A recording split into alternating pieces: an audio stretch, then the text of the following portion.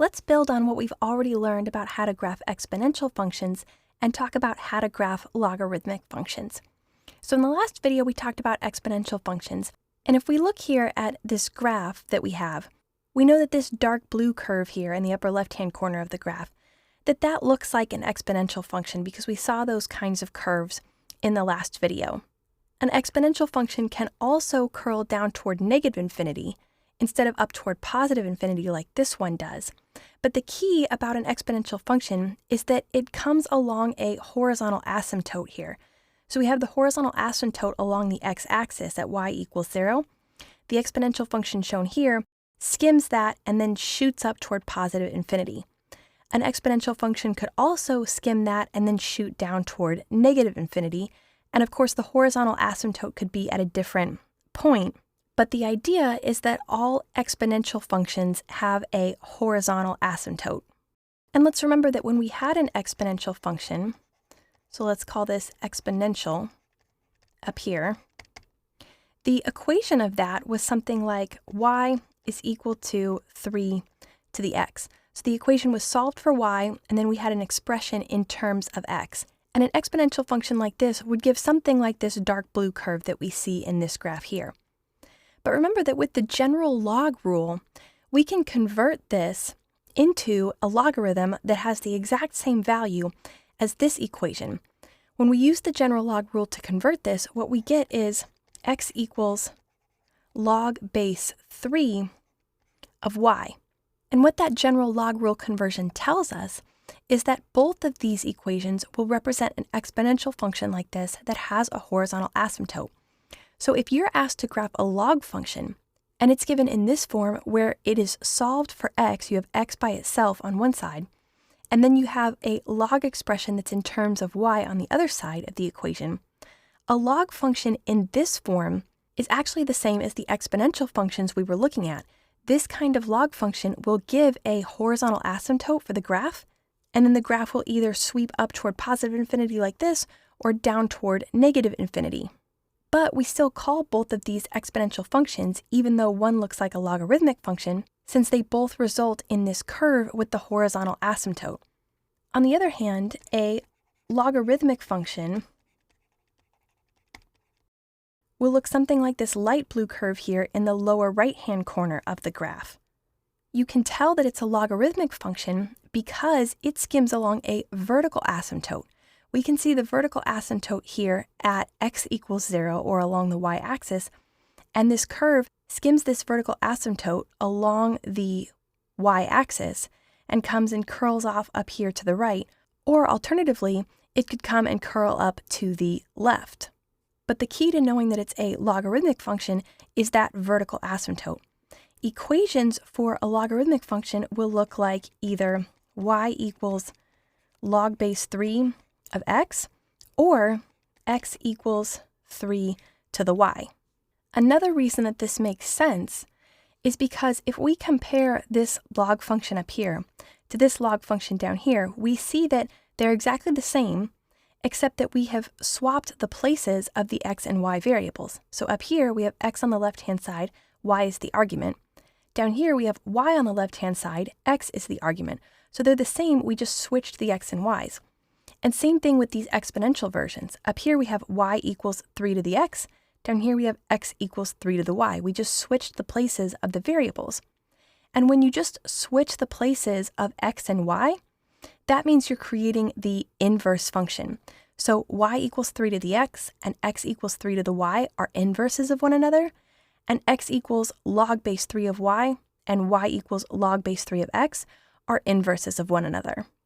Remember that inverse functions are functions that are reflected over the line y equals x. So on our curve here, this dashed line is the diagonal line y equals x. And these two curves are mirror images of one another. They are reflections of each other over this line y equals x. Because they're a mirror image of one another, that makes them inverses of each other. And that's why the logarithmic function and the exponential function are inverses of each other. That's why these two equations, which are associated by the general log rule, they mean the same thing. And these two equations, which are also associated by the general log rule with one another, they mean the same thing. This set of equations and this set of equations are inverses of one another. So the reason that we're bringing all of this up is because the way that you graph logarithmic functions and exponential functions is actually really similar. In the last video, we talked about how to graph an exponential function like y equals 3 to the x. Well, to graph the logarithmic function that's the inverse of that, y equals log base 3 of x, we can follow the same set of steps we used for the exponential function, except that we just flip the variables. And that's because if we want to graph y equals log base 3 of x, that's the same as graphing x equals 3 to the y. And x equals 3 to the y is an exponential form. It's just the inverse of y equals 3 to the x. So we can really graph a logarithmic function as an exponential function just by changing it to its associated form, and we can graph exponential functions as logarithmic functions just by changing them to their associated form using that general log rule conversion. So for instance, if I want to graph y equals log base 3 of x, we go through the same set of steps we did in the last video. First, we just convert y equals log base 3 of x to its exponential form, x equals 3 to the y. So we start with x equals 3 to the y. And then this time we go ahead and plug in y equals 100 and y equals negative 100. So we say for y equals negative 100, we get x equals 3 to the negative 100. That's x equals 1 over 3 to the 100. 3 to the 100 becomes an extremely large number, so we get something like 1 over infinity. Well, this is going to go to 0.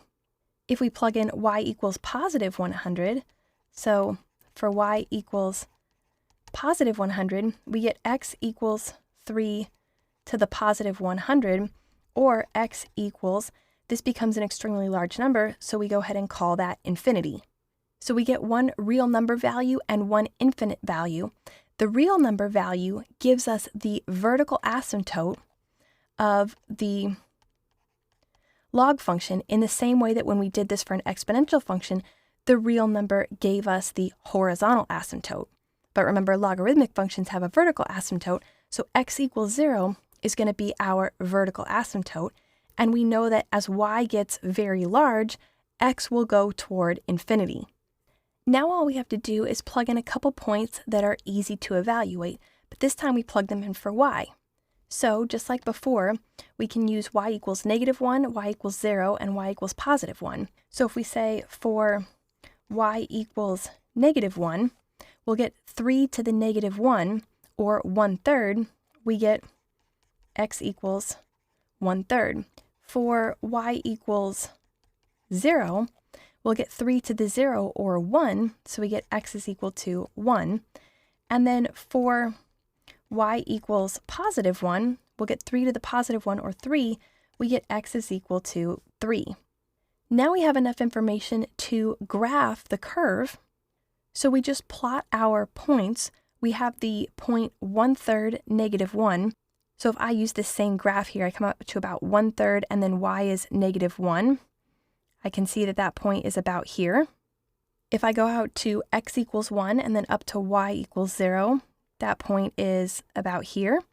And then x equals 3, y equals 1. Here's x equals 3 and y equals 1. And so I get that point right there. And I know that my vertical asymptote for this logarithmic function is x equals 0. So I can go ahead and sketch in a vertical asymptote here. And with the asymptote plus the 3 points, what I can see is that my logarithmic function, y equals log base 3 of x, that I just converted to x equals 3 to the y so that it was easy to go through this process that we learned when we graphed exponential functions, I get this light blue curve here that's shown as skimming along this vertical asymptote and then coming up this way through these points. And just like with exponential functions, we can also use transformations to sketch the graph of log functions. So we already know that this light blue curve here is the log function y equals log base 3 of x. But let's say that we actually want to sketch log base 3 of, let's say, x minus 2, and we'll multiply that by a negative 1/2. So maybe we want to sketch this curve given the graph of this curve. So we already have this curve here as the light blue curve. We want to use a series of transformation to get from this curve to this one. So if we write those down, we have y equals log base 3 of x. Our first transformation will be to replace the x with x minus 2. So we'll say y equals log base 3 of x minus 2. Then we'll go ahead and apply the 1/2. So we'll say y equals 1/2 log base 3 of x minus 2.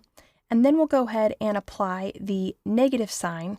And let's go ahead and call that y equals negative 1/2 log base 3 of x minus 2. And this will be our final curve, the one that we were asked for. So like I said, we already have the graph here in light blue of y equals log base 3 of x. When I replace x with x minus 2, that's going to shift the graph 2 units to the right, which means I can take each of these points on the curve and shift them 2 units to the right. So that'll look something like this. We'll plot these, and then that was at 1/3, so that's about right there. And I know that my asymptote, instead of x equals 0, is now going to be x equals 2. So I can go ahead and try to sketch the curve. It'll come right up along the asymptote x equals 2, and then it'll come hit these points like this, and there is our y equals log base 3 of x minus 2. Now when we multiply by 1/2, that means that every y value is going to get cut in half. So if I look at some of my y values here, right at this point 3, 0, my y value is 0. If I divide 0 by 2, I'm still going to get 0, so I'm going to have a point here. This point is at 5, 1. If I cut that in half, it's going to be 5, 1/2.